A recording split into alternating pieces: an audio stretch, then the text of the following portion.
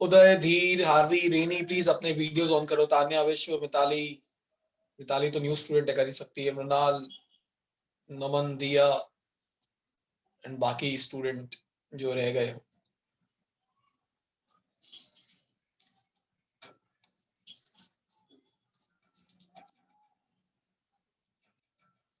हेतवी पूछती है sir answers के साथ भेजोगे या अलग से? तो हेतवी आंसर्स में बनवाऊंगा, पर जब टेस्ट देने की बात है मिलेंगे आंसर्स? वो पहले टेस्ट देने हैं साले। मैं क्या तुझे सिर्फ ऐसा है कि पेपर भी दे दूं, आंसर भी दे दूं, फिर बोलूं टेस्ट लिख दे? मेरे पास होंगे तो आंसर टेस्ट पेपर लिख, करेक्ट करके मैं दिलवाऊंगा, फिर तुझे मैं उसके आंसर की प्रोवाइड कर दूंगा। बस इतना तो अपना अच्छा रिलेशन है यश कि मैं देखो दे सकता। ओके ठीक है सर। सर, उदय मेरे को बोला था। अरे सबके लिए है बस। ओके, सो आइसोकोरिक, आइसोबारिक, मुझे कुछ स्टूडेंट्स ने मिस्टेक्स बताई भी, जैसे हेतवी ने एक मिस्टेक ढूंढ के बताई, सर पॉइंट नंबर 8 मैंने रीड करा तो ये पॉइंट मिला, आपको मिल रहे हो तो आप भी बता दो। और now I am serious, please ढूंढो क्वेश्चंस, कुछ भी क्वेश्चन हो पॉइंट 7 8 में तो पूछो कि सर ये तो नहीं समझ आया, ये कैसे हुआ। आइसोकोरिक मतलब वॉल्यूम का कांस्टेंट हो जाना, बारिक मतलब प्रेशर का कांस्टेंट हो जाना। तो बेस्ड ऑन दिस दिमाग वही लगाना है कि प्रोसेस में क्या चीज कांस्टेंट है, प्रेशर या वॉल्यूम।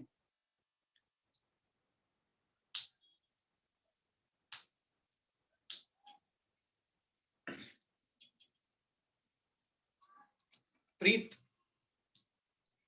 बोल बोल, मैसेज के थ्रू क्या बात करी? मैंने देखो परमिशन दिया, थोड़ी देर में ले लूंगा मैं। कौन सा पॉइंट है सर वो फर्स्ट लॉ वाला, as pressure remains constant, as pressure remains constant in an, isothermal ये प्रोसेस। तो बात गलत बोल रहे हैं। प्रेशर कांस्टेंट बोल के आइसोथर्मल प्रोसेस कैसे बोल सकते हैं? तो हेतवी ने भी ये चीज पॉइंट आउट की, सर वहां पे आइसोथर्मल नहीं आना चाहिए, वहां पे आइसोबैरिक प्रोसेस आना चाहिए। और सेम क्या उसके नीचे भी, जस्ट नीचे भी आइसोथर्मल लिखा हुआ है नेक्स्ट लाइन में ही। तो जिसको एड्रेस नहीं मिला हो उसको एड्रेस दे देता हूं, page number 194, point number 8। 8 point में आपका फ्लोट वाला जो पॉइंट है, उस फ्लोट वाले पॉइंट, फ्लोट म्हणजे फर्स्ट लॉ ऑफ थर्मोडायनेमिक्स, उसमें उन्होंने सब चीजें सही दी है, बट मिसप्रिंट कर दिया कि भाई जहां आइसोबारिक प्रोसेस लिखना था वहां पे आइसोथर्मल लिख दिया। एक ये गलती थी। यस संजना? सर उसने delta Q is equal to delta U plus delta W दिया है, but delta Q is equal to delta U आएगा। क्यों? अगर प्रेशर ही कांस्टेंट है तो delta Q is equal to delta U plus P delta V आना चाहिए। फर्स्ट लॉ ऑफ थर्मोडायनेमिक्स होता क्या था? No delta sir, Q is equal to delta U plus P delta V. अब है ही अगर प्रेशर कांस्टेंट तो इसका चेंज थोड़ी ना है, ये तो एज इट इज रहेगा, तो वो तो सही है संजना। और ढूंढो। यस अदिति? सर वो सेकंड पॉइंट एक कंडीशंस में, उसमें पिस्टन शुड इमूवेबल लिखा है, उसको मूवेबल होना चाहिए। Very good. अरे दोनों की कंडीशन में इमूवेबल इमूवेबल लिखा हुआ है। अरे प्रेशर को कांस्टेंट रखना हो तो पिस्टन को मूव कराना पड़ता है। बाय चांस अंदर का प्रेशर बढ़ गया तो कम करने के लिए पिस्टन को थोड़ा ऊपर शिफ्ट करना पड़ेगा कांस्टेंट रखने के लिए। अगर कम हो गया तो बढ़ाने के लिए पिस्टन को नीचे भी लेके जाना पड़ेगा। तो बेसिकली वहां पे इमूवेबल नहीं मूवेबल होना चाहिए।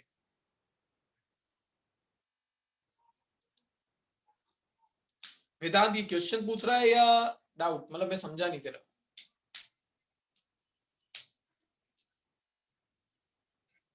बताना चाहता है तो सही है। हाँ ठीक है, फिर ठीक है।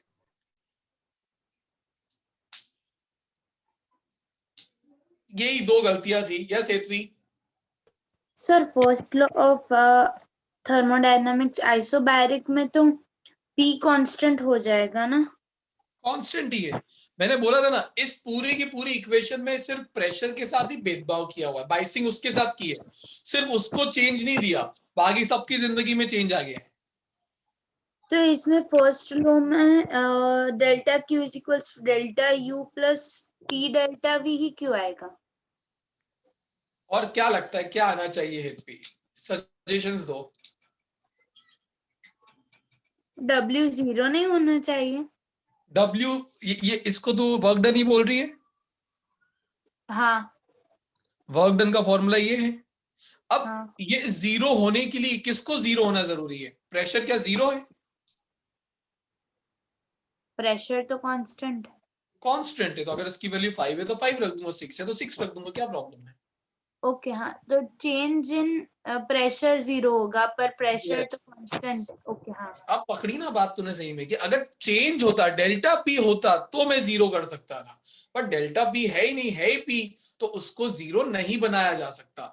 हाँ ये है कि जब आइसोकोरिक की बात करूंगा तब कौन कांस्टेंट होता है? वॉल्यूम। और अगर वॉल्यूम कांस्टेंट है तो चेंज इन वॉल्यूम क्या बन जाएगा? जीरो। उस केस में वर्क डन जीरो होता है, तो डेल्टा क्यू डेल्टा यू के बराबर होता है, ये वाला पार्ट जीरो हो जाता है। गुड। डाउट होते हैं तो पूछने चाहिए, वो अपने पूछ रहे, आप अपने पूछ सकते हो, भेदभाव तो है नहीं। हर्ष चंदुरकर, कोई डाउट है आपको?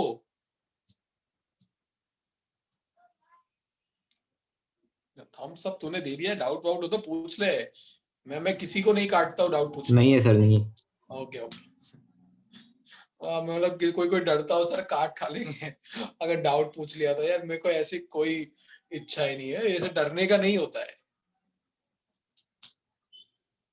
विश्व, नमन, नुपुर, आदित्य, हिया, देश पांडे जी, भव्य, आप,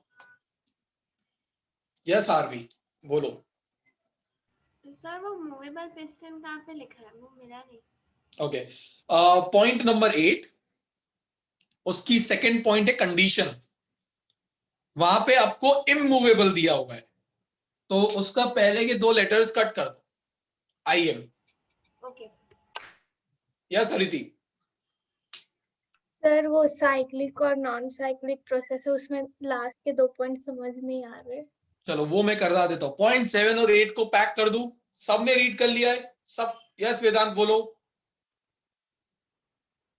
सर प्रेशर कांस्टेंट है तो पिस्टन फिक्स नहीं रहेगा? प्रेशर कांस्टेंट है तो ऐसा नहीं बोल रहा हूं मैं, देख सपोज कर यहां पर तूने पिस्टन डाल दिया, ये फिक्स कर दिया। अब अगर सिर्फ प्रेशर कांस्टेंट रखना है ना, इसमें हीट आ जा सकती है, इसका टेम्परेचर भी बढ़ सकता है, कम हो सकता है। तो अगर यहाँ पे कुछ ऐसी प्रोसेस चल रही हो जिससे प्रेशर बढ़ गया अंदर का, तो उसको कांस्टेंट मेंटेन रखने के लिए क्या तुझे पिस्टन को थोड़ा ऊपर भेजना पड़ेगा, सो दैट प्रेशर कांस्टेंट रहे। ये चीज बता रहा हूं कि अगर यहाँ पे प्रेशर बढ़ने लगा तो फिर उसको मेंटेन कैसे रहेगा? प्रेशर को कम करके। अगर कम होने लगा तो उसको बढ़ाना पड़ेगा। बेसिकली प्रेशर को कांस्टेंट रखना पड़ेगा, इसलिए piston should be movable. Yes sir, ठीक ठीक। ओके। जैसे प्रेशर कुकर क्या करता है? आपके अंदर का प्रेशर बढ़ने लगता है प्रेशर कुकर में, तो सीटी आवाज नहीं देती थी, क्या करती है वो? अंदर का प्रेशर रिलीज कर देती है, तो वापस से कांस्टेंट प्रेशर पे आ जाता है। अगर वो वहां पर वो सीटी नहीं लगी होती, पटाखा बोल जाता घर में। तो ऐसा कुछ नहीं करना है अपने।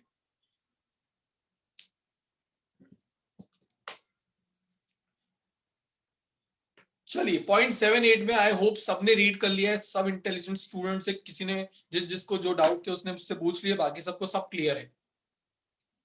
ऑलराइट, पॉइंट नंबर 9 में हरिति ने अपना डाउट पूछा है कि सर लास्ट के 2 पॉइंट नहीं समझ आए। देखो साइक्लिक और नॉन साइक्लिक प्रोसेस, एक चीज तो समझ आनी चाहिए, साइक्लिक मतलब घुमा फिरा के अपनी इनिशियल पोजीशन से इनिशियल प्रेशर अचीव कर ले, इनिशियल वॉल्यूम पर आ जाए, इनिशियल टेम्परेचर कर ले, ऐसी प्रोसेस को साइक्लिक प्रोसेस बोलते हैं। ना हो तो नॉन साइक्लिक। अब ये सभी प्रेशर का ये सभी प्रोसेस का इंपॉर्टेंस तब होता जब इसका थर्ड सेशन भी आता। आपके इस चैप्टर में से मतलब बहुत सारी चीजें इस साल निकाल दी, कुछ चीजें पिछले साल निकाल दी थी, तो बेचारों का रिलेवेंस ही नहीं बचा पढ़ने का, सिर्फ नाम देके छोड़ दिया। अदरवाइज इसका कुछ इंपॉर्टेंट होते थे। न्यूटन्स लॉ ऑफ कूलिंग पिछले साल सीबीएसई ने निकाल दिया। कार्नोट साइकिल ये भी होता था, वो भी निकाल दिया। इस साल रेफ्रिजरेटर निकाल दिया, हीट पंप निकाल दिया, हीट इंजन निकाल दिया। तो बेसिकली साल जो इंजन जो मेन थर्मोडायनेमिक एप्लीकेशंस थे वो सब निकाल दिए। तो आप करो एंजॉय, ये सब निकाल दिया, बट अब कुछ कुछ चीजें हैं जो पढ़ते तो ये मजा आता, पर अभी हाल के लिए चलो प्रॉपर्टीज पे बात करते हैं। पहली प्रॉपर्टी मुझे मिताली रीड कर दोगे? First property. सर एक्चुअली मेरे पास वो बुक्स नहीं है अभी। ओके मिताली, मिताली अभी नहीं है कि मिली ही नहीं है? सॉफ्ट कॉपी भी नहीं है? नहीं है सॉफ्ट कॉपी भी नहीं है? नहीं है सर। ओहो, किसी से मांगी थी आपने? नहीं? तो मिताली ऐसा करना, मुझे क्लास के बाद मैसेज करना, मैं आपको सॉफ्ट, आप गूगल क्लासरूम में एडेड हो? No sir. तो मुझे क्लास के बाद, मुझे नहीं पता था, सॉरी, आप क्लास के बाद मुझे कांटेक्ट करना, मैं आपको गूगल क्लासरूम में ऐड करता हूँ, नोट्स प्रोवाइड करता हूँ वहां पे और बाकी सब चीजें। ओके ओके ओके ओके, चलिए नुपुर फर्स्ट पॉइंट रीड कर देना। तो साइक्लिक प्रोसेस का yes, properties of cyclic process का first point. delta U is equal this will return to its initial state. Hence, from first law of thermodynamics, delta Q is equal to delta W. Nupur का आवाज The second last, अब ये तेरा आवाज मुझे proper नहीं आ रहा था, बट ठीक है। Delta U is equal to 0 since it returns to its initial state, hence from first law of thermodynamics delta Q is equal to delta W. इसमें किसी को डाउट है क्या बोला गया है? देखो, अगर प्रोसेस साइक्लिक है, सपोज करो इनिशियल टेम्परेचर T1 था और ये घुमा फिरा के वापस यहीं पहुंच गई, तो फाइनल टेम्परेचर भी T1 ही हो जाएगा। दैट मीन्स टेम्परेचर का डिफरेंस, टेम्परेचर कांस्टेंट हो गया, टेम्परेचर का डिफरेंस 0, तो इंटरनल एनर्जी भी कैसी हो जाएगी फॉर साइक्लिक प्रोसेस? 0। आपको याद हो तो मैंने बताया था इंटरनल एनर्जी एक स्टेट फंक्शन है जो सिर्फ इनिशियल और फाइनल पोजीशन पे डिपेंड करती है। अब अगर पोजीशन ही सेम है इनिशियल फाइनल, तो चेंज विल बिकम 0, चेंज 0, तो भाई ये वाला पार्ट 0 हो जाएगा। तो डेल्टा क्यू किसके बराबर होगा? सिर्फ वर्क डन के, P डेल्टा V, या इसको डायरेक्ट डेल्टा W लिख दो। ये एक प्रॉपर्टी की तौर पे आप याद रख सकते हो। 95% चांसेस है कि आपसे कभी पूछा नहीं जाएगा, क्योंकि इस प्रोसेस का सिग्निफिकेंस ऐसे अलग से आता नहीं, पर आपको पता होना चाहिए साइक्लिक प्रोसेस के बारे में। फिर सेकंड पॉइंट, रेनी रीड कर दो second point. Work done per cycle is numerically equal to area under loop representing the cycle as can be seen in figure 8. Thank you Renee. देखो, work done is P delta V। Hariti, क्या पता है आपको? अब अगर इस graph के y axis पे प्रेशर है, x एक्सिस पे वॉल्यूम है, और कोई ग्राफ ऐसा बन रहा है किसी प्रोसेस के लिए, तो एरिया अंडर दी ग्राफ, क्या चैप्टर 3 में सिखाया गया था कि स्लोप निकालना हो तो y बाय x करते थे, और एरिया अंडर दी ग्राफ निकालना तो y इंटू x किया जाता है। तो यहां पर Yes, sir. Area under the graph वो क्या होगा? Pressure into volume. And what is pressure into volume? Work done. तो बेसिकली जब आप किसी प्रेशर वर्सेस वॉल्यूम, किसी इंडिकेटर डायग्राम का ग्राफ का एरिया निकालेंगे, तो वो हमेशा आपको क्या दिया करेगा? Work done. Yes, sir.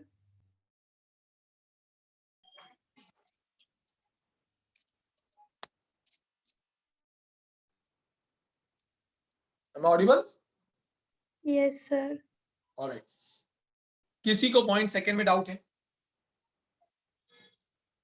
धृति, क्लियर है आपको?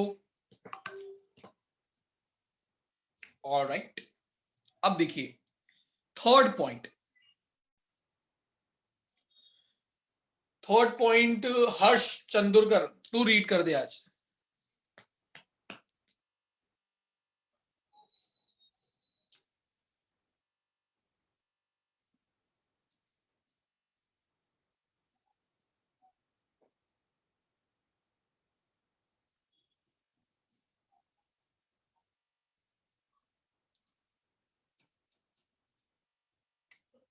चलो भाई, हर्ष को शायद कुछ इशू है। मृणाल,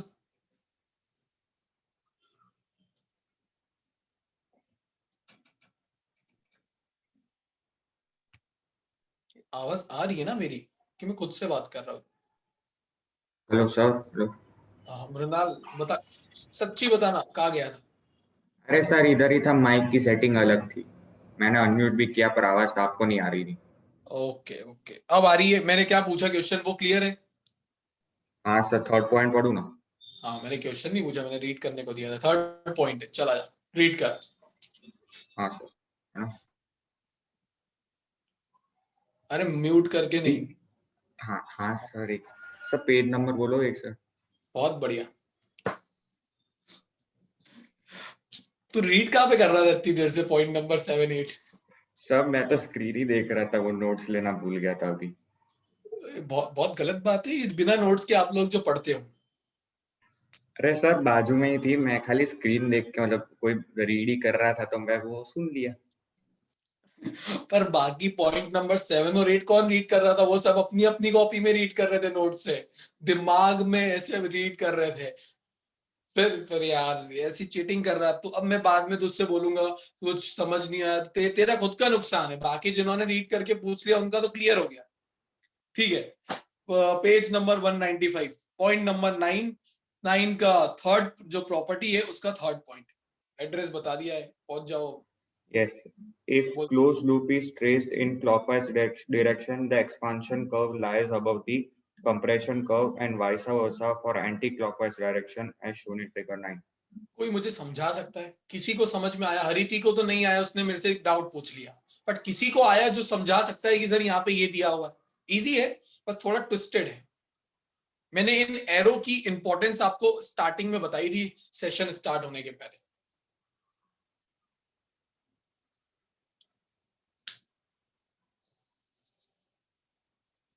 किसी को कुछ तो आइडिया लगा होगा कुछ? यस हेतवी।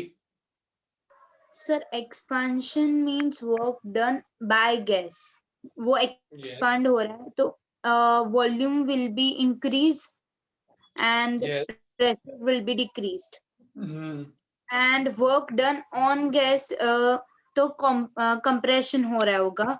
तो अगर हम क्लॉकवाइज डायरेक्शन में जाए तो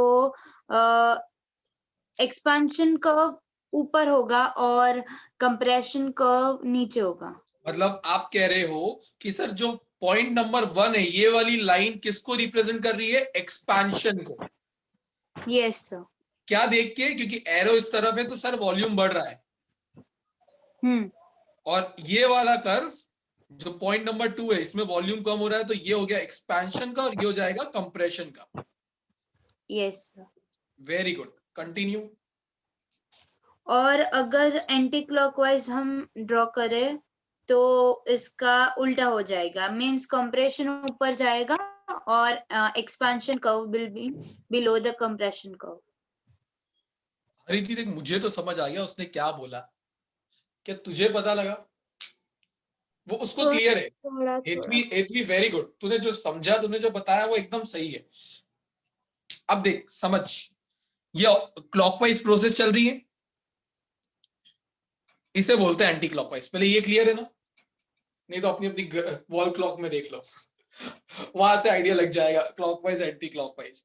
अब देख, जब प्रोसेस क्लॉकवाइज है तो एक्सपांशन कर्व कंप्रेशन के ऊपर आ रहा है। Yes sir. और जब प्रोसेस एंटी क्लॉकवाइज होगी तो this is expansion, this is compression, तो उसको कंप्रेशन एक्सपांशन के ऊपर आ जाएगा। बस वो इतना ही बताना चाहता है, बस कॉम्प्लिकेट कर रखा है जिंदगी को, बाकी और कुछ नहीं बता रहा था।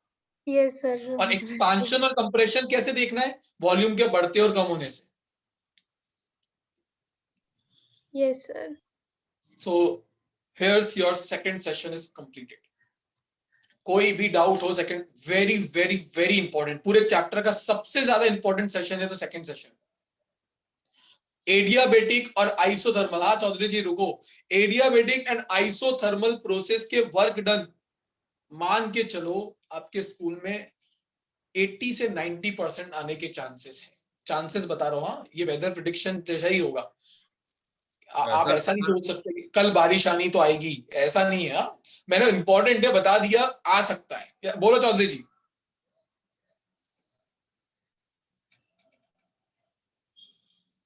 अरे चौधरी जी बोलना पड़ेगा अनम्यूट करके। हेलो हेलो, हाँ सर, ओके सॉरी। सर ये थर्ड पॉइंट फिर से समझाओ ना सर। ये प्रोसेस में यश एक्सपांशन हो रहा है, वो पता लग रहा है ये वाली लाइन में? हाँ सर समझ आया, वॉल्यूम की साइड जा रहा है। हाँ बढ़ रहा है तो एक्सपांशन हुआ, या कम हो रहा है तो कंप्रेशन हुआ। हाँ, तो ओके। और प्रोसेस कैसी है? Clockwise. Hmm in clockwise process expansion curve is above compression curve and vice versa for this process. बस इतनी सी बात है। बस इतनी सी बात है। ठीक है सर। ओके, अब 12.3 सेशन में सिर्फ आपका एक पॉइंट है जो मैं पढ़ाऊंगा, बाकी सब आपके सिलेबस से बाहर है। Second law of thermodynamics, point number 4, page number 203। कृपया करके नोट्स खोल के रखें। कायदे से तो ये भी आपके सिलेबस में नहीं होना चाहिए था, पर पता नहीं किसने ये रिवाइज सिलेबस डिजाइन किया था, सो के कर रहा था, आई डोंट नो। बट ऐसा है कि ये second law of thermodynamics heat engine और रेफ्रिजरेटर पर बेस्ड है, और वो सिलेबस में नहीं है, पर फिर भी सेकंड लॉ को रखा गया है। तो रखा है तो मैं अपनी ड्यूटी कर देता हूं, मैं आपको समझाने का ट्राई करता हूं ऊपर से। सेकंड लॉ ऑफ थर्मोडायनेमिक्स के अलग अलग साइंटिस्ट के थ्रू अलग अलग लॉज मतलब स्टेटमेंट्स आए हैं। 2 स्टेटमेंट सिलेबस में होते हैं हमारे। पहला कैल्विन प्लैंक स्टेटमेंट, जो कैल्विन क्लेन से याद रख सकते हो। दूसरा क्लॉसियस स्टेटमेंट। तो कैल्विन ने अपना स्टेटमेंट दिया, क्लॉसियस ने अपना स्टेटमेंट दिया। अब पहला वाला कैल्विन का स्टेटमेंट मुझे ध्रुमी रीड करके बताइए।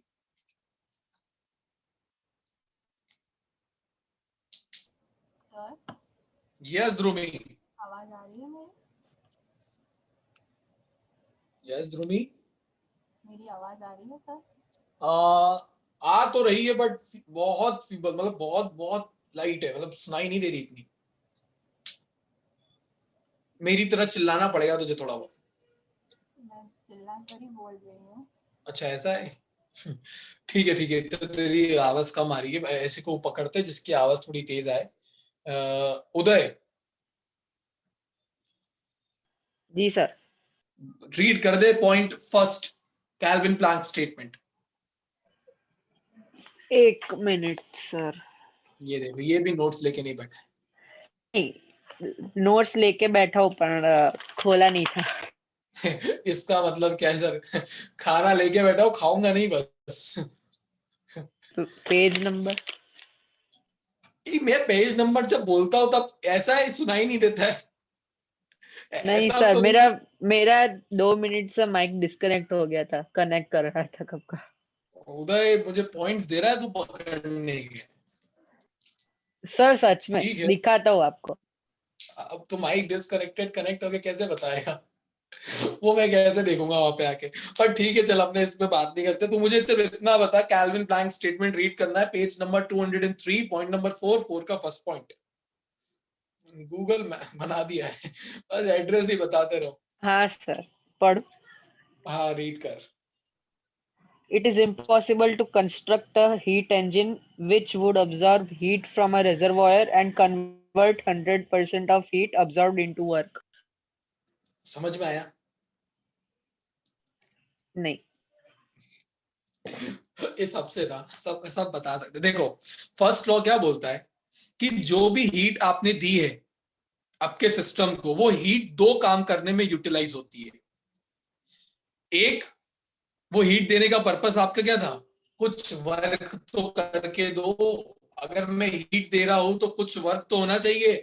गाड़ी में पेट्रोल डलवाते हो, गाड़ी चले नहीं तो तुम्हारे पेट्रोल का काम क्या हुआ? तो पेट्रोल क्या था? पेट्रोल वो हीट एनर्जी के फॉर्म में हम सप्लाई करते हैं, और उसके बदले में आपकी गाड़ी चलती है। वो क्या हो गया? उसका वर्क डन, जो आपको वर्क करके दिया उसने। बट क्या आपके दलाए हुए पेट्रोल से जितना पेट्रोल आपने, या डीजल कार की बात करें, जितना आपने डलवाया है, क्या पूरा का पूरा वर्क में कन्वर्ट होता होगा? यस और नो? मतलब इसके थ्रू जो एनर्जी प्रोड्यूस हुई है, वो पूरी एनर्जी क्या आपकी गाड़ी को चलाने में ही लग रही है, या कहीं पर वेस्टेज भी है? क्या वेस्टेज है वेदांत?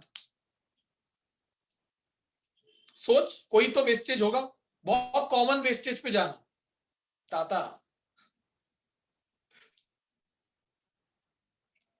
पता नहीं, वर्क डन में ही जाती है। ऐसा नहीं, धृति बोलेगी देख कुछ। सर जो स्मोक निकलता है लाइक उसको कंबस्ट करने वेरी में, तो गुड। उसमें अरे थोड़ा वेस्ट हो जाता उसमें भी है। कुछ एनर्जी वेस्टेज हो रही है आपकी। और कुछ मृणाल?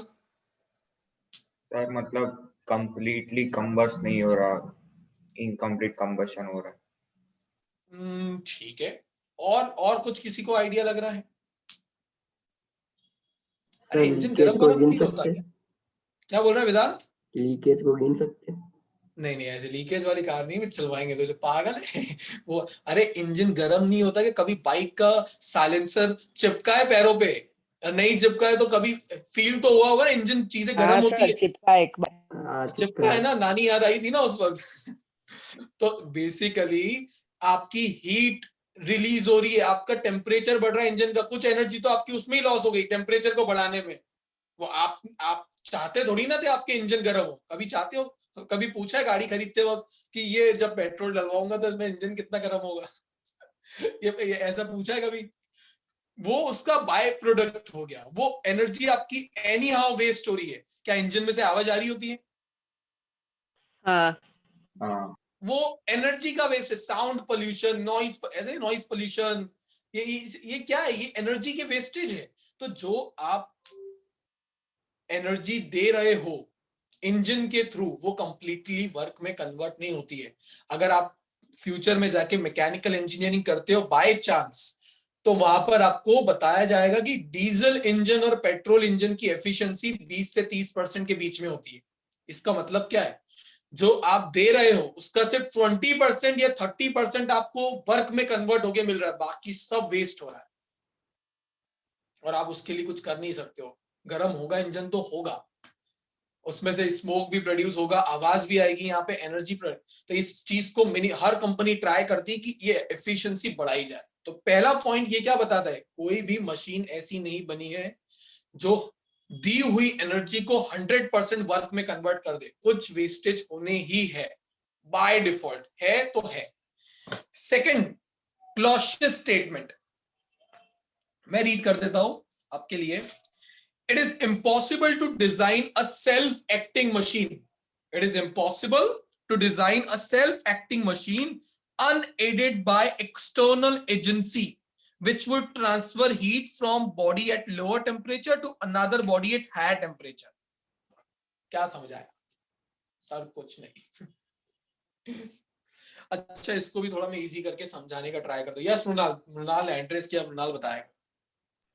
सर मतलब ऐसा कोई भी अपने आप क्या कहते हैं प्रोसेस नहीं हो सकता है ऐसे इंजन में जो हीट को हायर मतलब क्या कहते हैं बॉडी को लोअर टेम्परेचर से हायर टेम्परेचर पे ना ले जा सके। बॉडी को थोड़ी ले जाके जाना है मतलब बॉडी का टेम्परेचर सर। ठीक है ठीक है ठीक है, कुछ तो समझा। चौधरी जी तुमने भी एड्रेस किया है? सर मैं श्योर नहीं हूँ, लेकिन इसका मतलब ये भी हो सकता है कि एक मशीन उसके लिए ये काम नहीं कर सकती, इन द सेंस के आपने एक पावर बैंक में लैंप कनेक्ट करा, वो लैंप को सोलर पैनल पे रख रहे हो और वो सोलर पैनल से पावर बैंक को चार्ज कर रहे हो, तो ऐसा हो नहीं सकता। Self sustaining system. जिंदगी कॉम्प्लिकेटेड कर दी, बट चलो मैं थोड़ा इजी करके समझाता हूँ, ज्यादा डेप्थ में नहीं जाऊंगा। जैसा कि मैंने कहा कि भाई आपको आधी चीजें तो निकाल दी गई है। आपके आजू बाजू रखी हुई कोई भी मेटल के ऑब्जेक्ट को आप टच करते हो अभी हाल तो ठंडा लगेगा, अभी तो मस्त ठंडी भी है थोड़ी थोड़ी, बट थोड़ी देर में वो ठंडा लगना बंद हो जाता है। इसका एक्सप्लेनेशन मैंने प्रीवियस क्लासेस में दिया है, कोई बताएगा?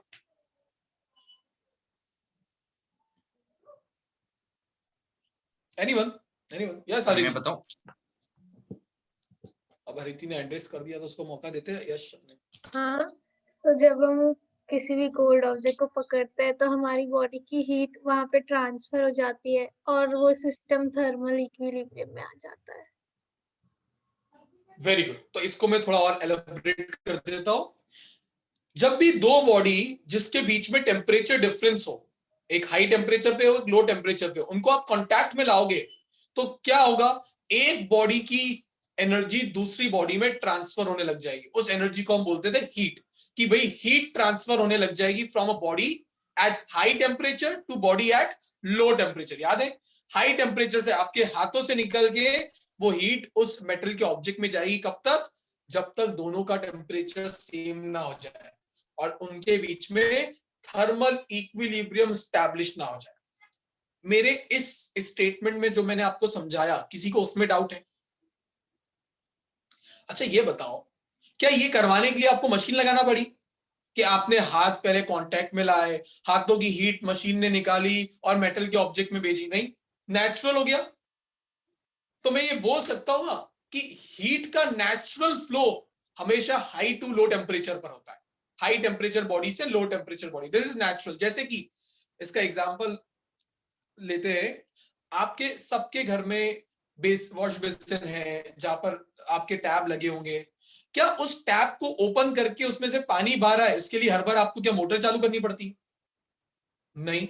जैसे टैप ओपन करते हो पानी आ जाता है घर में सब जगह, क्योंकि किसी समझदार ने वो टंकी आपकी टेरेस पे लगा रखी है आपके बिल्डिंग के, क्योंकि वाटर का नेचुरल फ्लो हायर लेवल से लोअर लेवल पर होता है। तो अगर टंकी ऊपर लगा दोगे आप, वाटर टैंक आपका ऊपर है, तो नेचुरली पानी बिना मशीन की हेल्प से भी नीचे आ सकता है। बट उस टंकी में कैसे पहुंचता होगा? बोरिंग से नीचे आपका बोरिंग लगा होता है, वहां से पानी ऊपर भेजना पड़ता है। क्या खुद से चला जाता है, आज इच्छा हुई आज ऊपर घूम के आता है चलो? नहीं नहीं, ऐसा तो नहीं है। उसके लिए आपको लगानी पड़ती है इलेक्ट्रिक मोटर। मतलब अगर आपको वाटर को अपने नेचुरल फ्लो से अपोजिट डायरेक्शन में मूव करवाना हो, लोअर टू हायर लेवल, तो आपको एक्सटर्नल हेल्प लगती है, एक्सटर्नल मशीन की हेल्प लगती है, जिसको आप मोटर बोलते हैं। समझ आई ये बात? तो अगर आपको हीट को अपने नेचुरल फ्लो से अपोजिट डायरेक्शन में फ्लो करवाना है, नेचुरल क्या था? From a body at higher temperature to body at lower temperature. अगर लोअर से हायर पे भेजना हो तो खुद से नहीं जाएगा, मशीन की हेल्प लगेगी, और उसी को बोलते हैं रेफ्रिजरेटर, जिसमें कंप्रेसर लगा होता है। रेफ्रिजरेटर क्या करता है? गर्म चीजों की गर्मी को निकाल के बाहर भेज देता है, ठंडा कर देता है। और नेचुरली थोड़ी ना हो सकता है, मशीन की जरूरत पड़ती है उसमें। इतना ही समझाऊंगा बस, इससे ज्यादा मैं अभी इसमें जाने का मतलब नहीं है। ये दो स्टेटमेंट आपको मुझे समझाना है, तो मैंने आपको इजी करके समझा दिए। किसी को डाउट है तो पूछ सकते हो। क्लियर? यही आपका चैप्टर 12 हो जाता है ओवर, खत्म। इसके न्यूमेरिकल का वीडियो लेक्चर अगर आप थोड़ा एक्टिव हो गूगल क्लासरूम पर और मैसेजेस देखते हो, मतलब नोटिफिकेशन, तो वहां पे आपको पता लगा हुआ 12.12 के वीडियो लेक्चर कुल मिला के न्यूमेरिकल कितने हैं। 12.2 में न्यूमेरिकल है आपके 3, और 12.1 में न्यूमेरिकल होंगे 3 से 4, 6 ही न्यूमेरिकल है। वो न्यूमेरिकल का वीडियो लेक्चर आपको वहां पे अपलोड कर दिया है। इजी से होंगे, एक आध न्यूमेरिकल ही खराब होगा, बाकी सब सॉल्व एग्जांपल में भी सब मेजॉरिटी होगी। तो दोनों जगह से अब आपका ड्यूटी बनता है देख लेना टाइम पर। ऐसा नहीं कि चीजें आज की 2 हफ्ते बाद देखी जा रही है। 6 ही न्यूमेरिकल है, होमवर्क कर देना चाहिए कंप्लीट चैप्टर 12 का, ठीक है? ऑलराइट, छोटू से चैप्टर है तो चैप्टर जल्दी चेंज हो जाते, पर हम नहीं पढ़ते। प्रॉब्लम ये, हमको बड़े चैप्टर की आदत लगी हुई है कि 2-2 महीने चले। अरे वो चैप्टर हर बार नहीं चलेंगे, पीछे वाले चैप्टर होते छोटे, जल्दी भी खत्म होते हैं। ऑलराइट, सो यहां पर मैं चैप्टर 12 को करता हूं खत्म। आपको पता है अगर आपको डाउट है तो किससे कांटेक्ट करना है, तो वो मुझे बार बार बताने की जरूरत नहीं है। हमारे पास टीम है, आप हेल्प लोगे तो मिलेगी, ठीक है? तो लो हेल्प। अच्छा एक चीज बताता हूं, सबको अमीर तो बनना है, सबको मतलब ऐसा होता है पैसे तो कमाने, उसके लिए स्किल्स डेवलप करनी पड़ती है। इस पूरे मतलब इस दुनिया में जो टॉप 10 स्किल्स होती है जो कोई पर्सन एक्वायर करना चाहता है अगर वो सक्सेसफुल बनना है, तो उसमें से एक स्किल होती है एबिलिटी टू आस्क हेल्प। लोग हेल्प नहीं मांग सकते, लोगों के ईगो बीच में आ जाते कोई हेल्प मांगने में। लोगों को प्रॉब्लम होती है हेल्प मांगेंगे तो कैसा लगेगा। अरे तुम तो मांग सकते हो, ये स्किल हर किसी में नहीं होती। लोग खुद परेशान हो रहे हैं जिंदगी में पर हेल्प नहीं मांग रहे, जबकि पता हेल्प मांग के कि कोई काम में एक्सपर्ट है वो पर्सन, उससे करवा लो ना। ये 10 में से एक स्किल है टॉप 10, सर्च मारना गूगल पे, एक स्किल ऐसी लोग नहीं मांगे। मैं बोल रहा हेल्प मांगो, हम बैठे हैं यहाँ पर देने के लिए, बट स्टिल मांगना इज वेरी डिफिकल्ट ना यार। कैसे मैं खुद ही कर लूंगा यार, छोड़ो ना यार। ऑलराइट, सो चैप्टर 14 में स्टार्ट कर रहा हूं। चैप्टर 14 है ऑसिलेशंस। अब ये ऑसिलेशन वर्ड ऐसा तो है नहीं कि जिंदगी में आप पहली बार सुन रहे हो, सुना तो पहले भी है, तो उससे ही स्टार्ट करता हूं आपके अकॉर्डिंगली। वेदांत 13 चैप्टर एक्स्ट्रा क्लासेस में रखवा दिया था, वो मैं बाद में करवाऊंगा। 13 और 15 मैंने आपको कहा है आपको एक्स्ट्रा क्लासेस से करने हैं। फिर जब 14 कंप्लीट हो जाएगा तो मैं 13 15 भी रेगुलर में स्टार्ट कर दूंगा बेस्ड ऑन योर एग्जाम्स, कि भाई जिसका डिले है वो करते रहो क्लास में, बट जिसका जल्दी है उसके लिए मैंने रखवाया है। आप में से जो स्कूल के एग्जाम्स फरवरी 15-28 से पहले है, प्लीज 13-15 के लेक्चर्स अटेंड करना। 13 हो चुका है तो अगर नहीं किया तो मुझसे वीडियो लेक्चर ले लेना, और 15 के अभी स्लॉट्स आ रहे हैं, प्लीज एक में तो बैठ ही जाना, एक दो हो भी चुके हैं।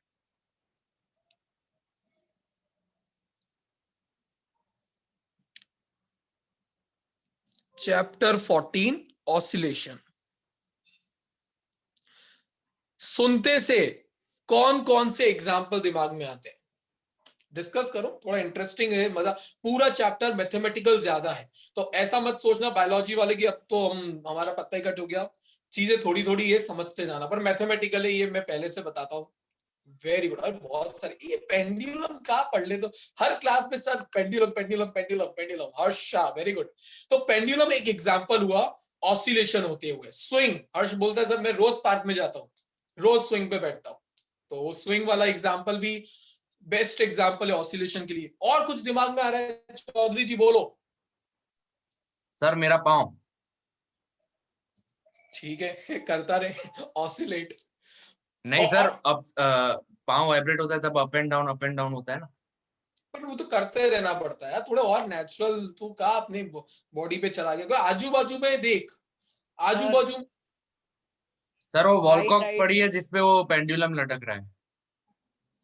ठीक है पेंडुलम है तो पेंडुलम उसमें कवर अप हो जाता है। उदय कुछ बोल रहा है, उदय बोल। Sir high tides due to moon.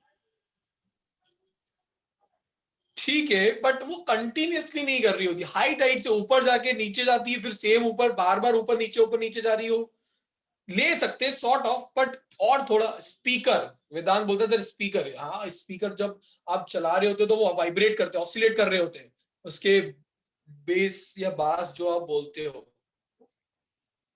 Mrinal 3 idiot के एग्जांपल दे रहा मृणाल, जिसको क्लिक हो जाएगा वो हो जाएगा। मुझे विश्व ने अच्छा एग्जांपल दिया सर, म्यूजिकल इंस्ट्रूमेंट के स्ट्रिंग्स, गिटार सितार, जब आप उनको प्ले करते हो तो वो भी ऑसिलेट कर रहे होते हैं। Very good Hariti. और कुछ? Spring, very good. स्प्रिंग को कंप्रेस करके छोड़ दो, वो भी तो ऑसिलेट करती है थोड़ी देर के लिए। और किसी को अपने डे टू डे लाइफ में आजू बाजू घर पे कुछ दिख गया हो, रोड पर चलते चलते कुछ दिख गया ऑसिलेट होता हुआ? Ball suspended with a spring, ठीक है वो भी एक एग्जांपल है। Sanjana very good. दिया ने एक अच्छा एग्जांपल दिया सर। अभी हवा इतनी चलती है तो जब वो हम ट्रीज को देखते हैं जो पतले पतले स्टेम वाले ट्रीज होते हैं, वो ट्रीज भी तो ऑसिलेट कर रहे होते हैं, कभी इधर कभी उधर, वो भी एक एग्जांपल है ऑसिलेशन का। वेरी गुड दिया। और कुछ? यार आप लोगों को तो वो एडवेंचर पार्क जो होते हैं, राइड्स में बैठने का शौक नहीं है? कुछ राइड्स नहीं देखिए ऑसिलेट कर रही होती है? कितनी सारी राइड्स जो ऊपर जाती है नीचे जाती है, या वो एक बोर्ड शेप की राइड होती है। मैं जब बहुत एक टाइम पहले गया था एसएल वर्ल्ड मुंबई, वहां पे ठंडर नाम का एक ऐसा राइड थी जो ऐसे बहुत हाइट पर जाके उल्टी हो जाती थी, तो वो भी ऑसिलेट कर रही है। बोलो Chaudhary ji. Sir bungee jumping. Bungee jumping, अरे पैर में वो मौत के मुंह में नहीं जाते हम, पैर में रस्सी बांध के कूदा देते हो ऊपर से, ये सोचे समझे बिना कहीं रस्सी टूट गई तो गए, बट फिर भी भरोसा करते। तो उसमें क्या करते हैं, वो भी तो ऑसिलेट करते हो आप थोड़ी देर के लिए, पहले फ्री फॉल होता है, फिर नीचे जाके वापस ऊपर आते हो, फिर नीचे जाते हो, ऑसिलेशन। टाइम और एग्जांपल कुछ यस अदिति। Sir trampoline. हाँ, ट्रैम्पोलिन में भी तो यही होता है, ऑसिलेशन नहीं हो रहे होते क्या, वो नीचे जाते हो ऊपर। अच्छा, किसी के घर में सिलाई मशीन हो गई, सीओ मशीन, उसकी निडल को मूव करते देखा है, वो भी तो ऑसिलेशन है। देखो ऑब्जर्वेशन तो कहीं भी हो सकती है, वहां पर भी निकल सकती है ऑब्जर्वेशन, वो भी तो ऑसिलेशन ही है। इनफ एग्जांपल्स, इनफ है। बेसिकली ये सब देने के पीछे का रीजन था कि अब चैप्टर में पढ़ने क्या वाले हैं वो आपको क्लियर है। ऑसिलेशंस को, what's the common thing in all these example, क्या ऐसी एक चीज है जो सब में कॉमन थी और आपको इसलिए बार बार नए नए एग्जांपल्स दिमाग में आ रहे थे? बताइए। यस दिया। So the back and forth motion of the object. Very good. आप सब एग्जाम्पल में एक चीज कॉमन नोटिस करोगे कि ऑब्जेक्ट अपनी मेन पोजीशन के अबाउट बैक एंड फोर्थ या टू एंड फ्रो मोशन कर रहा है, आगे पीछे से। To and fro word use कर सकते हो या बैक एंड फोर्थ यूज कर सकते हो। तो ऐसे मोशन को ही, पहले इधर जाता है फिर इधर आता है, फिर इधर जाता है फिर इधर आता है, ऐसे मोशन को ही हम क्या बोलते हैं, ऑसिलेशन। तो पहली डेफिनेशन चैप्टर की अगर मैं बताऊं ऑसिलेशन, तो वो क्या है, when an object moves to and fro about its mean position, its motion is said to be oscillatory motion.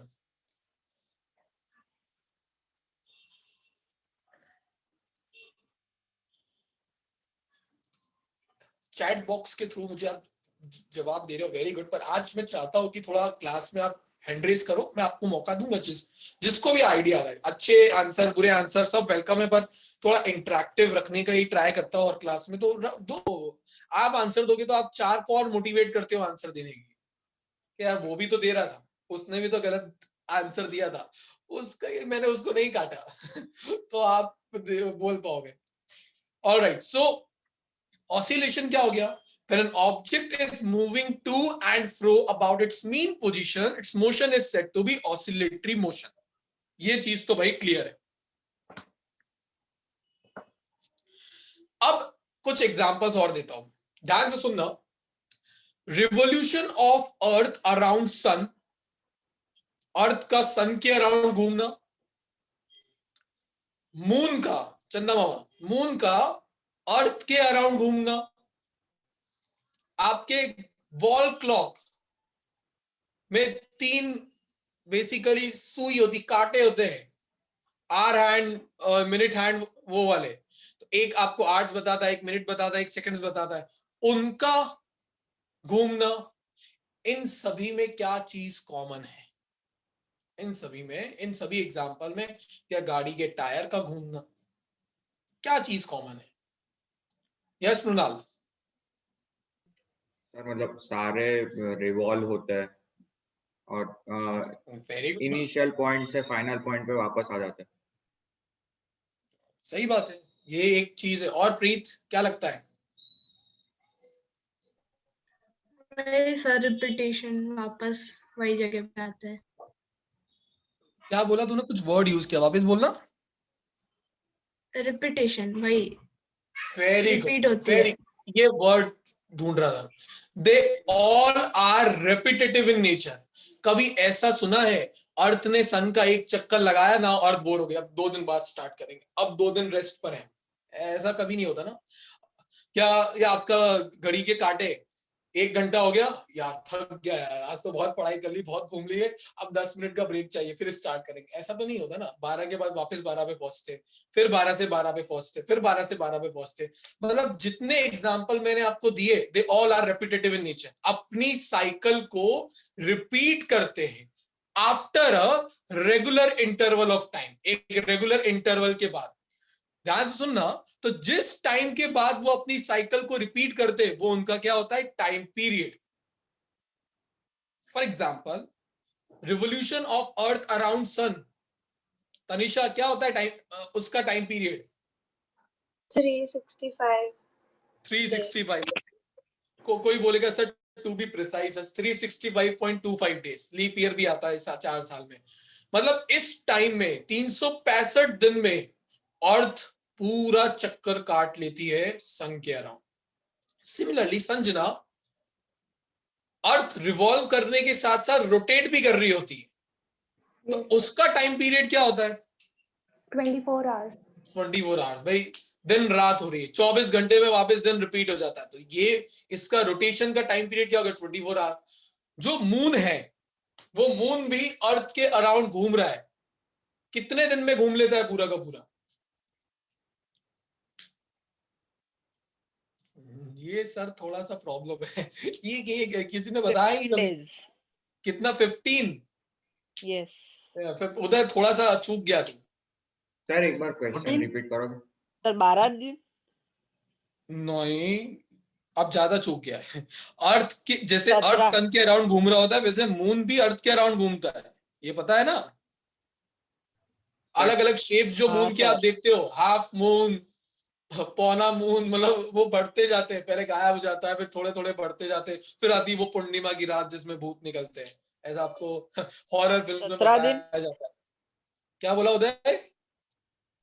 17 दिन होता है तो सब चांस मान ले, 17 21 18 यस 25 25 तो तूने मुझे एक मूवी का डायलॉग दिया, 25 27 26 वेरी गुड। 27 पे आगे पर अटक जाते हैं।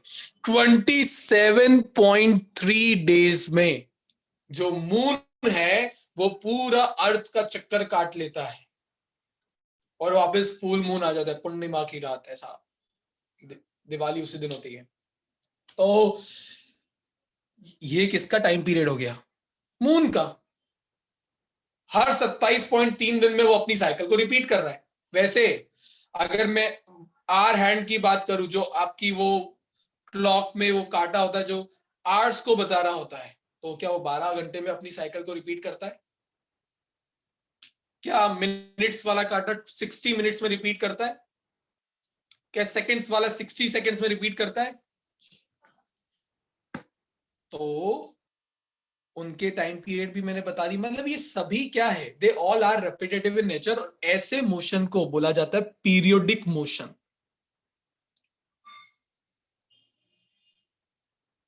तो व्हाट इज पीरियोडिक मोशन?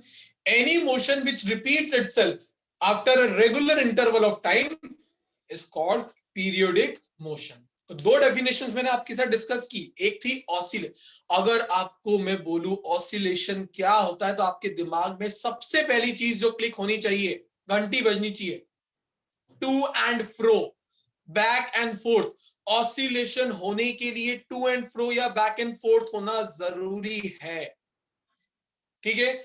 और पीरियोडिक के लिए अपनी साइकिल को रिपीट करना after a regular interval of time. Here, define oscillation.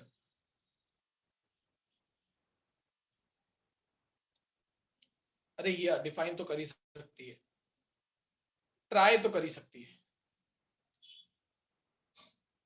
बाकी मैं हेल्प कर दूंगा। चलो ये अनम्यूट नहीं करना चाहती या नहीं कर पा रही है, मैं पहला ऑप्शन सिलेक्ट करता हूं। Tanush,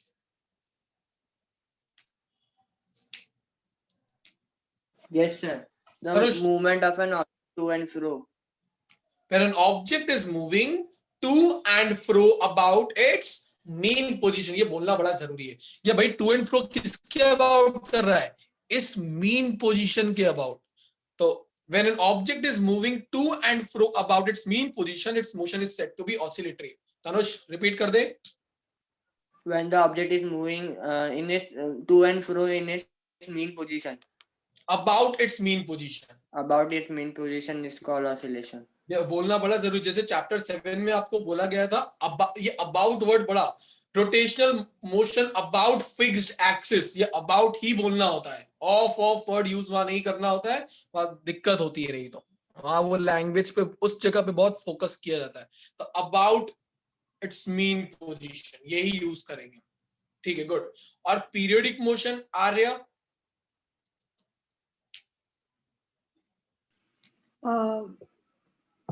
in a particular period any जब to motion and which repeats, any motion which repeats itself after a particular regular interval interval of time, इस ऐसे मोशन को हम बोलते हैं periodic motion. Any motion which repeats itself after a regular interval of time is called periodic motion. Repeat कर एक बार, periodically.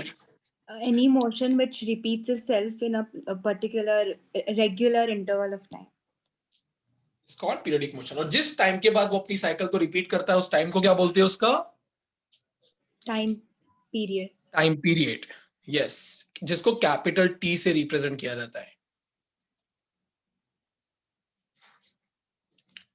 Now next question जो मैं आप सबसे पूछना चाहता हूं, is every oscillatory motion is periodic in nature? क्या हर ऑसिलेटरी मोशन, ऑसिलेशन पीरियोडिक होता है? यस और no? Very good, very good Mrinal. देखिए, समझो जिसको नहीं समझ में आया, ये मेरा ऑब्जेक्ट पहले मीन पोजीशन पे था, मीन से गया एक्सट्रीम पोजीशन पे, फिर लौट के मीन पर आया, फिर गया एक्सट्रीम पे, फिर मीन पे आया। क्या साइकिल कंप्लीट हुई? यस, बट रुका थोड़ी ना है, फिर से स्टार्ट कर दिया, फिर से स्टार्ट कर दिया। तो क्या ये अपनी साइकिल को रिपीट नहीं कर रहा है ऑसिलेशन करते वक्त after a regular interval of time? तो याद रखना, हर ऑसिलेशन पीरियोडिक तो होता ही है। Every oscillatory motion is periodic in nature, but क्या वाइसा वर्सा ट्रू है? क्या हर पीरियोडिक मोशन ऑसिलेटरी होगा? नो। अरे भाई, जब मून अर्थ के अराउंड घूमता है तो वो ऑसिलेटरी होने की कंडीशन क्या थी? जब तक ये ना होता हुआ दिखे तब तक ऑसिलेटरी नहीं बोल सकते। क्या मून टू एंड फ्रो कर रहा होता है? क्या अर्थ सन के अराउंड घूमते वक्त टू एंड फ्रो कर रही होती है? नो। क्या आपके घड़ी के कांटे टू एंड फ्रो कर रहे होते? नो, वो तो गोल घूम रहे, सर्कुलर मोशन कर रहे। तो हर पीरियोडिक मोशन ऑसिलेटरी नहीं है, but every oscillatory motion is periodic. समझ में आया? ये वन वे ट्रैक है, इधर से इधर जा सकते हो, इधर से इधर नहीं आ सकते। ओके, ठीक है। अब ये चीज मुझे बताओ, ऑसिलेशन सब मीडियम में नहीं होते। आप चाहो किसी को भी ऑसिलेट करवा दो ना, समझो क्यों।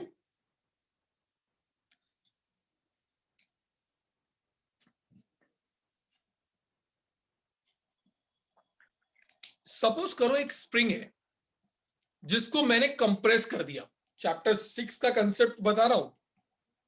एक स्प्रिंग है जिसे मैंने कंप्रेस कर दिया। जब मैं उसको कंप्रेस कर रहा हूं तो जो फोर्स मैं लगा रहा हूं वो क्या है? Applied force. बट जैसे ही मैं अपने हाथ को हटाता हूं, क्या स्प्रिंग वापस जाती है?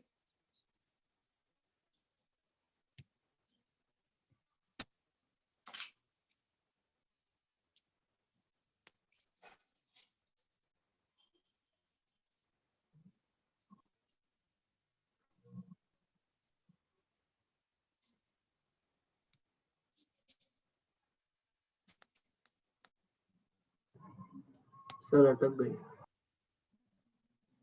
वेट करो, वेट करो।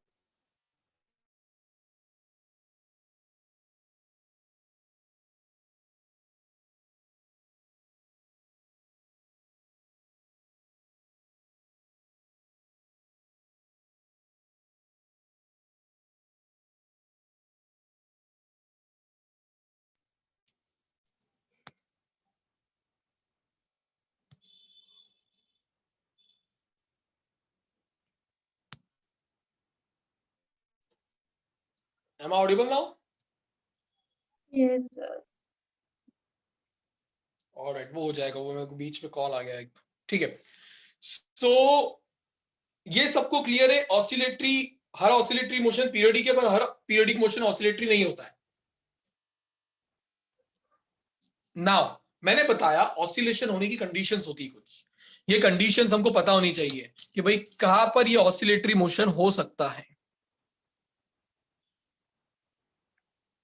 समझो, तो मैंने आपको एग्जांपल दिया कि अगर मैं उस स्प्रिंग को कंप्रेस करके छोड़ दूं तो वो अपने ओरिजिनल शेप और साइज को रिस्टोर करती है, पीछे की तरफ जाती है वापस से, और जो फोर्स उसको ये करने में हेल्प करता है उस फोर्स का नाम क्या था? फोर्स का नाम रीस्टोरिंग फोर्स, चैप्टर 6 से पढ़ते हैं हम, आ रहे हैं। वो फोर्स जो उसको अपने ओरिजिनल शेप और साइज को रीगेन करने में हेल्प किया करता है, that force is called as restoring force.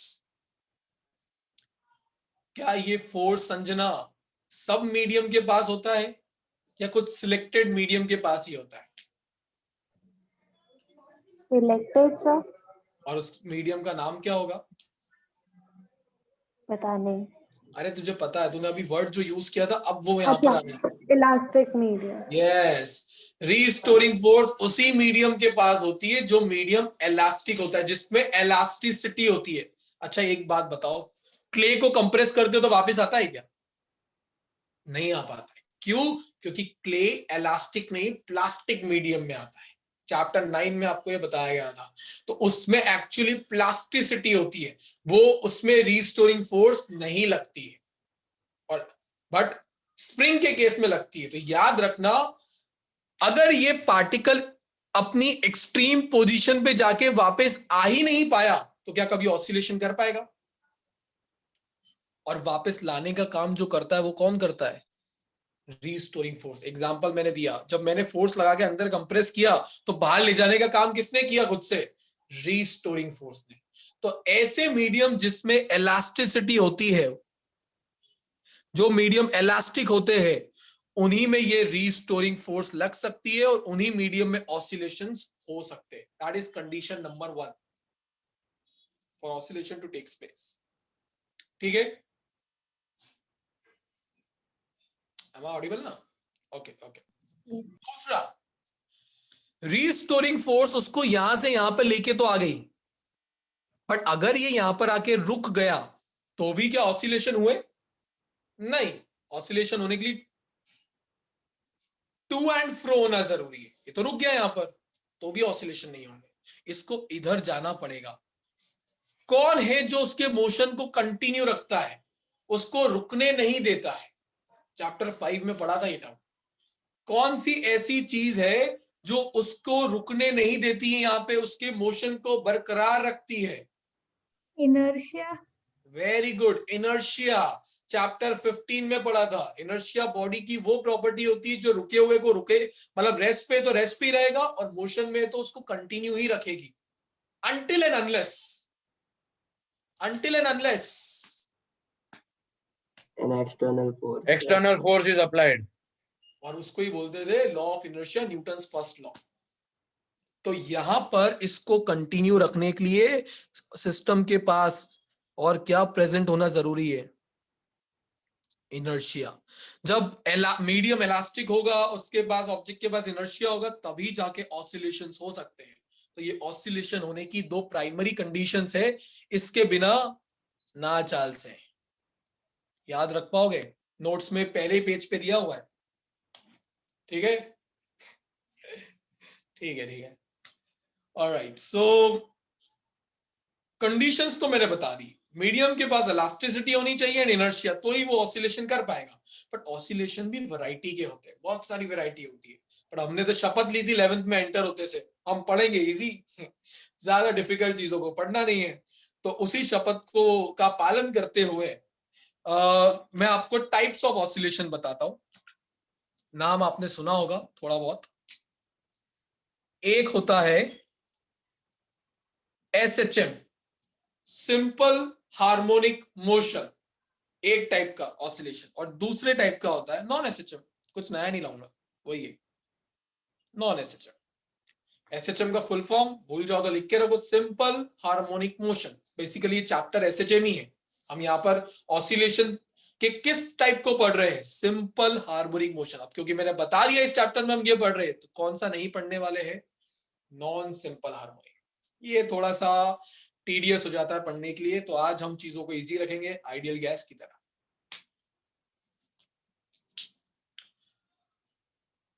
अब ध्यान से देखना, एक चीज बताऊंगा जो आपके आगे आने वाले पार्ट में बड़ी इंपॉर्टेंट है।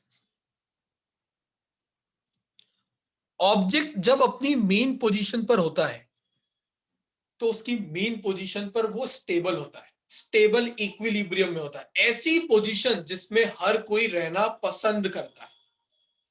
याद करो, ऐसा कुछ मैंने चैप्टर 6 और 9 से बताते आ रहा हूं। स्टेबल इक्विलिब्रियम का मतलब है ऐसी पोजीशन ऑब्जेक्ट की जिसमें वो रहना पसंद करता है। बट अगर आप उसको धक्का मार कर मीन से इस तरफ लेके जा रहे हो, कहां पर, टुवर्ड्स एक्सट्रीम पोजीशन, तो आप उसका डिस्प्लेसमेंट कर रहे हो उस तरफ। अब एक चीज बताओ, अगर मैं बोल रहा हूं ये उसके कंफर्ट जोन था, ये उसका स्टेबल इक्विलिब्रियम है जहां पर वो रहना पसंद करता है, और अगर आप उसको वहां से डिस्टर्ब करोगे तो वो होना चाहेगा नहीं, इच्छा तो नहीं है। तो जब आप उसको यहां पे लेके आ रहे होते हो तो पूरे टाइम उसके अंदर की इंटरनल फोर्सेस, जिसको हम रीस्टोरिंग फोर्सेस बोलते हैं, वो उसको कहां पे लेकर आने का ट्राई करती है, टुवर्ड्स इट्स मेन पोजीशन।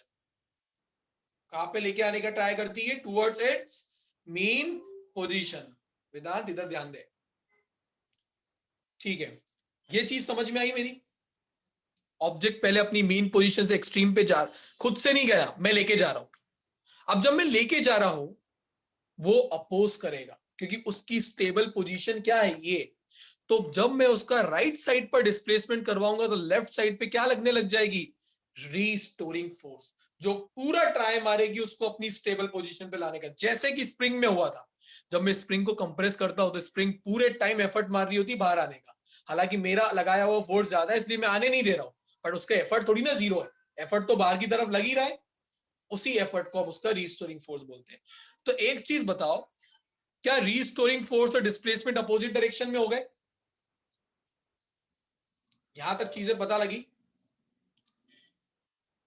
दूसरी चीज, क्या जितना दूर लेके जाऊंगा उसकी स्टेबल पोजीशन से उतना ही वो बावला होगा अपनी मीन पोजीशन पे आने के लिए? मतलब मैं बोल सकता हूं कि जैसे जैसे मैं डिस्प्लेसमेंट को बढ़ाऊंगा रीस्टोरिंग फोर्स भी बढ़ता चला जाएगा। ट्रू? बट क्योंकि दोनों अपोजिट डायरेक्शन में है तो इस चीज को हम फिजिक्स में जस्टिफाई कैसे करते हैं, जब चीजें अपोजिट होती है तो? Negative sign. सिंपल सा रूल है, नेगेटिव साइन लगा के। एक को बढ़ाने पे दूसरा बढ़ रहा है, बट भाई डायरेक्शन वाइज दोनों अपोजिट है, तो वो अपोजिट कैसे बताऊंगा, नेगेटिव साइन से। ये कंडीशन याद रखनी है आपको। और जब ये प्रोपोर्शनलिटी साइन हटेगा तो यहां पर एक कांस्टेंट आ जाएगा -kx, जिस कांस्टेंट के 2-3 नाम होते हैं। एक पढ़ा है आपने स्प्रिंग कांस्टेंट, एक नाम है फोर्स कांस्टेंट।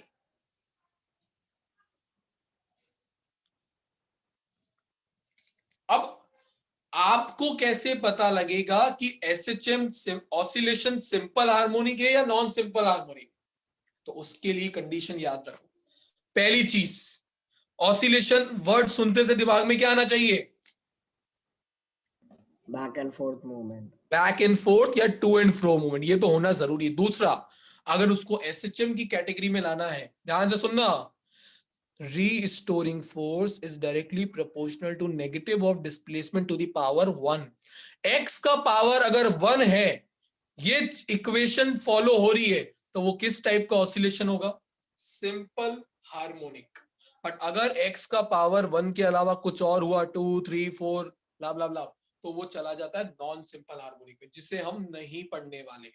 तो मतलब हमारे लिए जो इक्वेशन बना वो ये वाला बना, restoring force should be directly proportional to negative of displacement to the power 1. ये 1 में लिख के बता रहा हूं एम्फेसाइज करने के लिए, अदरवाइज इसको लिखने का कोई जरूरत नहीं है। यस प्रीत।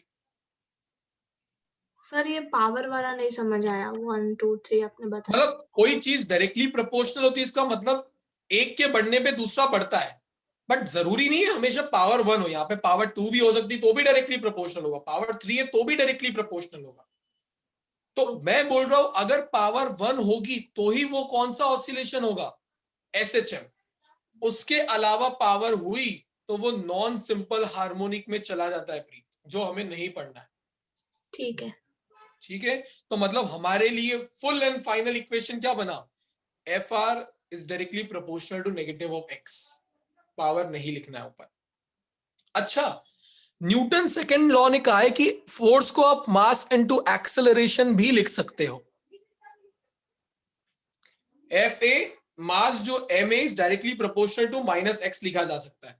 मास तो कांस्टेंट होता है, तो क्या मास को भी मैं प्रोपोर्शनलिटी साइन में डाल दूं तो एक नया इक्वेशन और मिला, A is directly proportional to -x। तो आप ये देखो या ये देखो, दोनों ही किसकी कंडीशन है, सिंपल हार्मोनिक मोशन की।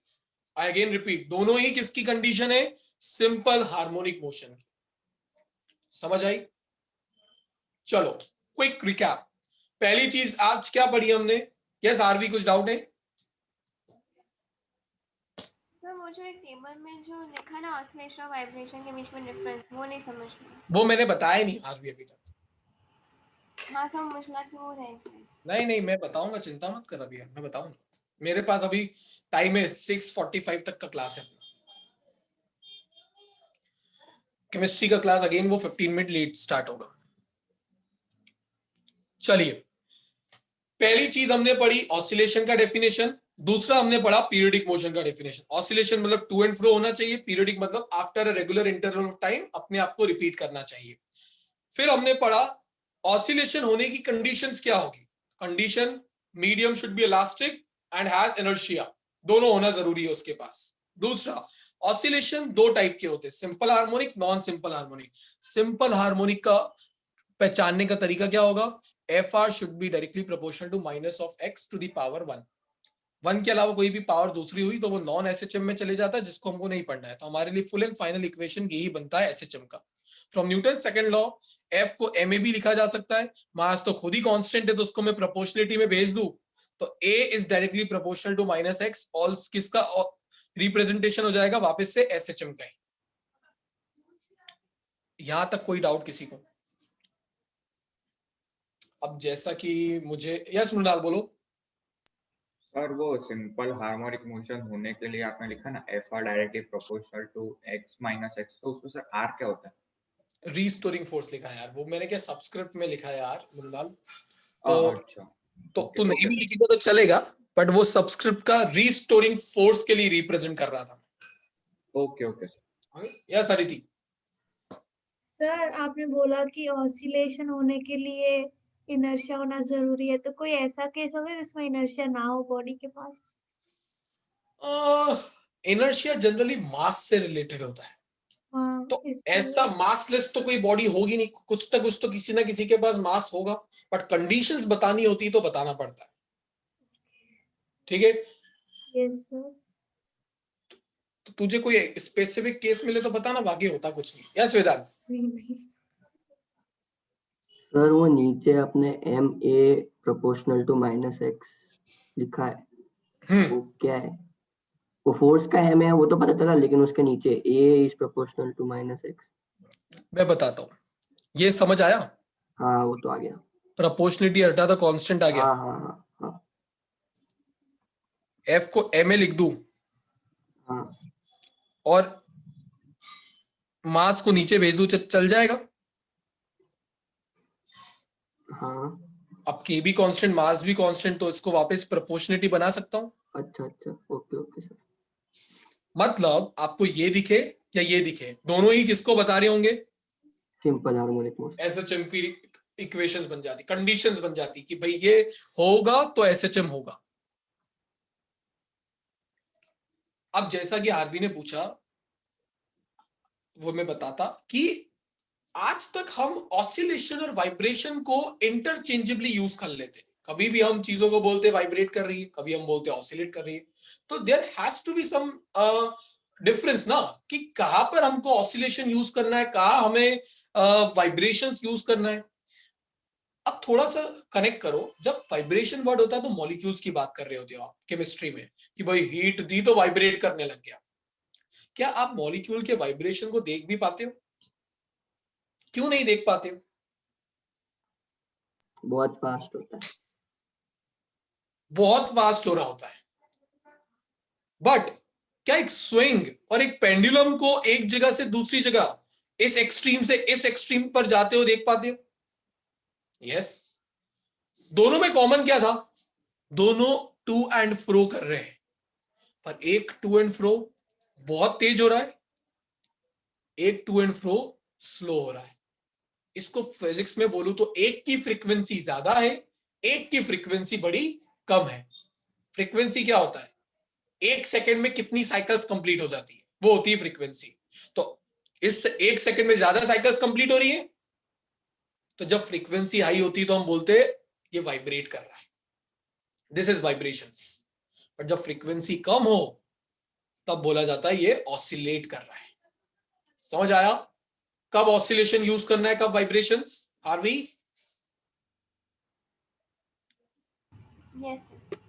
ओके, तो इतना ये डिफरेंस है। अब आप चेंज करोगे तो चल जाता है किसी को, बट अब आपने पढ़ लिया है, आप फिजिक्स स्टूडेंट है तो प्रिसाइज रहो ना। वाइब्रेशन ऑसिलेट बहुत फ्रीक्वेंसी ज्यादा हो तो आप उसको फिर ऑसिलेशन नहीं बोलते, तब हम वर्ड यूज करेंगे कि वाइब्रेट कर रहा है। वाइब्रेशन हमेशा फास्ट होते हैं, बट जब चीजें स्लो, उसकी फ्रीक्वेंसी कम हो, धीरे धीरे मूव कर रही हो, तो वो ऑसिलेशंस बोला जाता है। क्लियर है? Alright, yes sir. Yes point number 1, point number 2 and point number 3 मैंने आपके नोट्स का कंप्लीट किया है। अब पॉइंट नंबर 4 और 5 पे आता हूं। 4 और 5 इज क्वाइट मैथमेटिकल, ज्यादा डेप्थ में नहीं दूंगा चीजें, जितनी काम की उतनी ही दूंगा। उसमें समझने का बहुत मतलब ऐसा माइंड को स्ट्रेस मत देना, अगर आपको मैथ्स आपका इधर उधर हिला हुआ है तो जितनी काम की चीजें उतनी अपने मैटर करती है। पीरियोडिक मोशन के बारे में मैंने आपको बताया, ऐसे मोशन जो अपने आप को रिपीट करे after a regular interval of time, ऐसे मोशन को आप बोलोगे पीरियोडिक मोशन। बट अगर मैथ्स में ऐसे मैथमेटिकल फंक्शंस की बात करूं जो अपनी साइकिल, अपनी वैल्यू रिपीट करते हो एक सर्टेन टाइम के बाद, तो उनको बोला जाता है पीरियोडिक फंक्शन।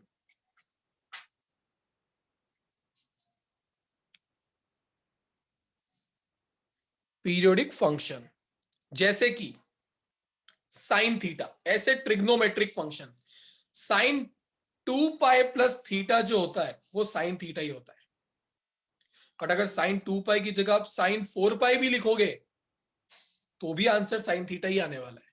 मतलब वो अपनी वैल्यू को रिपीट कर रहा है after regular interval of time. इसको फीलिंग देनी हो। सेम चीज कॉस में भी होती है, cos 2 pi plus theta cos theta ही होता है। बट कॉस अगर 2 पाई की जगह 4 पाई 6 पाई 8 पाई 10 पाई भी करोगे तो भी आंसर कॉस थीटा ही रहेगा।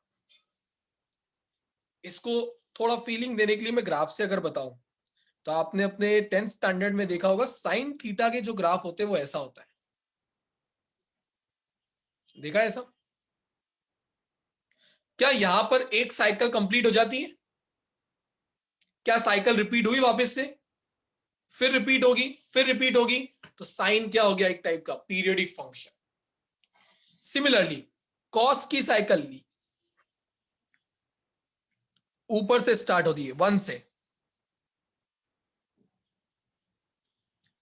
तो कॉस का यहां से लेके यहां तक का एक साइकिल होता है, फिर वापस से रिपीट हुआ, फिर वापस से रिपीट होगा। तो कॉस भी क्या है? एक टाइप का पीरियोडिक फंक्शन। साइन की मैक्सिमम वैल्यू +1, नीचे कहां पे जाता है? -1 तक। इधर +1, नीचे कहां तक जाएगा? -1 तक। तो ये 1 और -1 के बीच में ऑसिलेट कर रहे होते हैं साइन थीटा कॉस थीटा। अब आता है हार्मोनिक फंक्शन।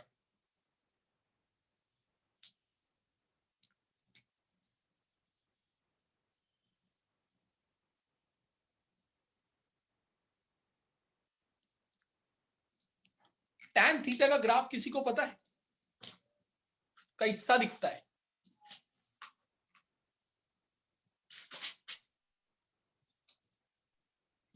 सर थोड़ा पता है। थोड़ा पता है, कैसा दिखता है? मतलब ये लाइन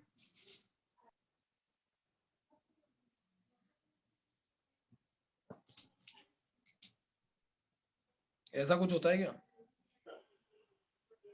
हाँ सर।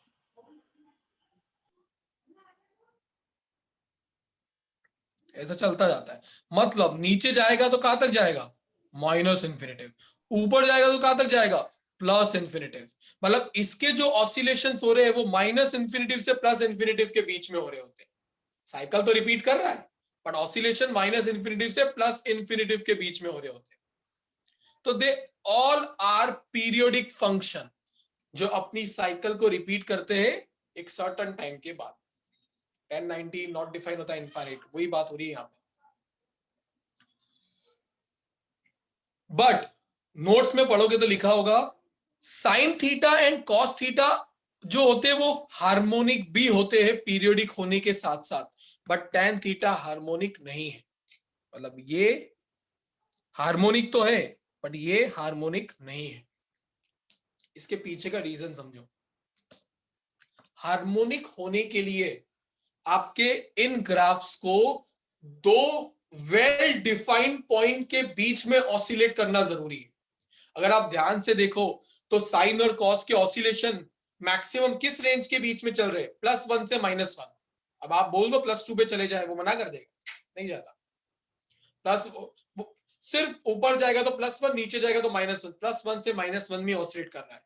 तो जब ऑसिलेशन दो वेल डिफाइंड, दो बाउंडेड रीजन्स के बीच में हो तो वो हार्मोनिक होते हैं। बट ये बात नहीं मानता है। नीचे जाएगा तो माइनस इन्फिनिटी तक, ऊपर जाएगा तो प्लस इन्फिनिटी तक। मतलब दो वेल डिफाइंड रीजन के बीच में ये ऑसिलेशंस नहीं हो रहे। That's why sine theta and cos theta are periodic as well as harmonic, but tan theta is only periodic, harmonic वो नहीं है। हार्मोनिक होने के लिए दो वेल डिफाइंड रीजन के बीच में ऑसिलेट करना जरूरी है। इससे ज्यादा मैं और नहीं दूंगा, इतना सफिशिएंट है आपके लिए आज, जो आपके 11th 12th दोनों निकाल देगा। बेस्ड ऑन दिस कॉन्वर्सेशन जो मैंने अभी आपके साथ किया, point number 8 and point number 9 आपको रीड करना है। कुछ चीजें हैं जो मैंने बता दी है, कुछ पढ़कर पता लग सकती है, बट अगर नहीं पता लगे तो पूछो। पॉइंट 8 और पॉइंट 9।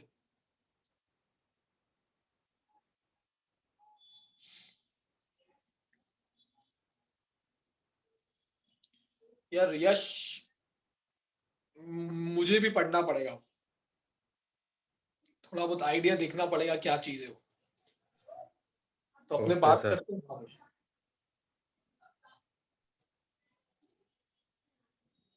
पॉइंट 8 और पॉइंट 9 अच्छे से रीड करो और पूछो, नहीं पता लगता है तो। Ability to ask help, ask doubts.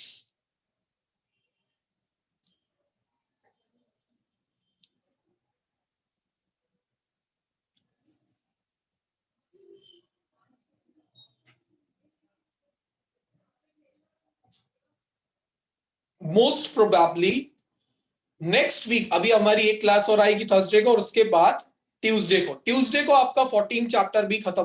14 15 के न्यूमेरिकल के वीडियो लेक्चर्स तो मैं बनवा रहा हूं, आपको वहां पे मिल जाएंगे। थ्योरी वाइज नेक्स्ट ट्यूसडे को ये चैप्टर कंप्लीट हो जाएगा, आज से एक वीक बाद, क्योंकि 3 सेशन ही है। 3 में से सिर्फ सेकंड सेशन सबसे बड़ा है, बाकी आगे फर्स्ट तो ऑलमोस्ट एंड हो चुका है। 90-80% मैंने करवा दिया है, तो और थर्ड सेशन भी छोटू सा ही है जो काम का है हमारे लिए। तो 13 और 15 आपने एक्स्ट्रा में अगर कर लिए तो आपका नेक्स्ट ट्यूसडे को सिलेबस ओवर, क्योंकि यही 2 चैप्टर बचे थे 13 15 जो मैंने एक्स्ट्रा के लिए मांगे थे। तो एक बार जिसका एग्जाम आ रहा है उनका सिलेबस ओवर हो चुका होगा। हाँ, उसके बाद डेफिनेटली मैं क्लास में 13 15 में से कोई एक चालू करवा दूंगा वापस से, सो दैट जिनकी एग्जाम्स नहीं है वो लोग अटेंड करना चाहे, और जिनको डबल अटेंड करना है वो भी कर सकते हैं। बट मेरी साइड से आपका सिलेबस नेक्स्ट ट्यूसडे को हो चुका होगा खत्म, एक बार का। एक सर बार अगर इंस्टीट्यूट पे आना हो तो प्रैक्टिस के लिए। दर्श, फ्रैंकली मैं आप सबको ये बता देता हूँ कि दिस नहीं अभी नहीं कर खोलने वाले वो लोग। हाँ नहीं खोलने वाले, क्योंकि एक्चुअली उनको भी प्रॉब्लम आया खोलने पर, किसी ने कंप्लेन कर दिया। हाँ तो ये चीज इंस्टीट्यूट को कोई परमिशन नहीं मिला हुआ है, तो पता लगे हम पे भी कोई ऐसा कुछ कर दे, इसलिए हम सिर्फ जरूरत पड़ने पर ही सोशल डिस्टेंसिंग के रूल के साथ ही मैं बुला पाऊंगा। चलिए, किसी को कोई डाउट है पॉइंट 8-9 में?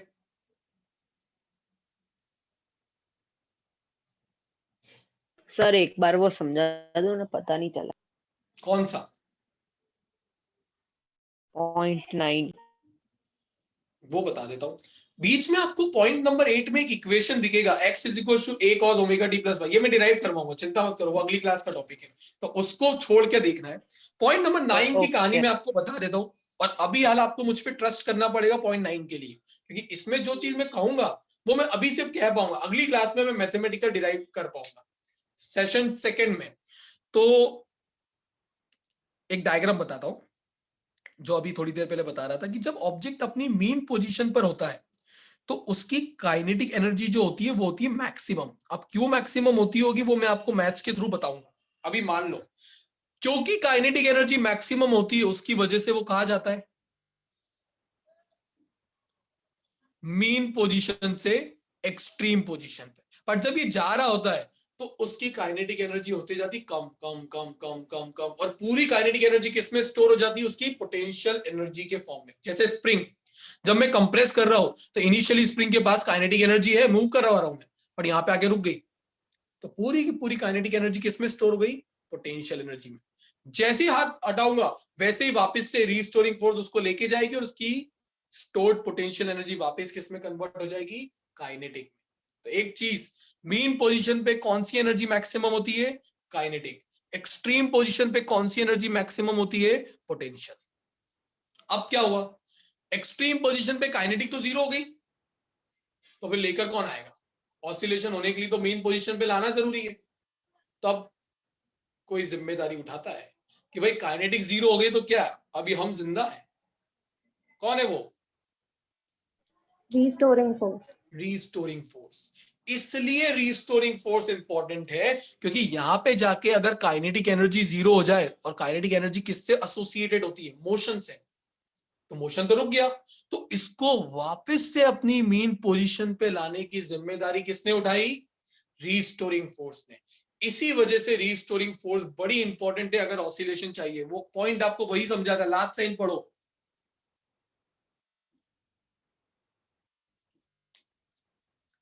To make the body return to its mean position in the absence of kinetic energy, a restoring force is required. अगर ये फोर्स नहीं होगी, अगर क्ले के पास वो फोर्स थी नहीं, तो क्या क्ले लौट पाया था अपनी ओरिजिनल पोजीशन पे? नहीं।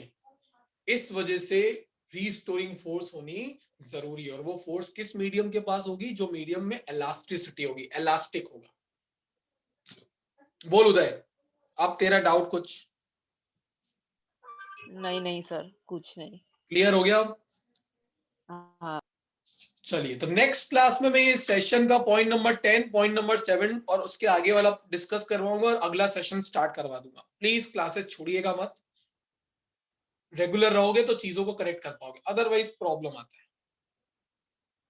ओके, चलिए, बाय बाय एवरीवन। हाँ, बाय सर।